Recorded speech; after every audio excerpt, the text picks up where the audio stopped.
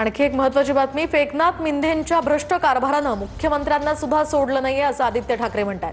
वाकोला पुलावरून खड्ड्यांवरून फडणवीसांनी आयुक्तांना फोन केल्यानंतर आदित्य ठाकरेंनी ही टीका केली आहे. मिंधेंना वॉशिंग मशीनमध्ये आधीच धुतलंय आणि मिंधेंनी आता मुंबईची तिजोरी धुतली आहे असं आदित्य ठाकरेंनी म्हटलंय.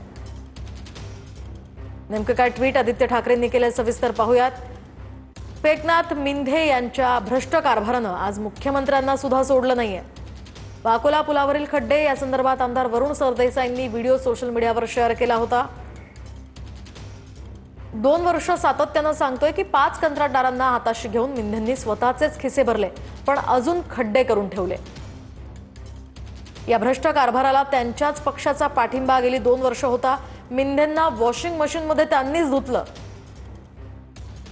आणि आता मिंधेंनी मुंबईची तिजोरी धुतली अशी घणाघाती टीका आदित्य ठाकरेंनी केली आहे.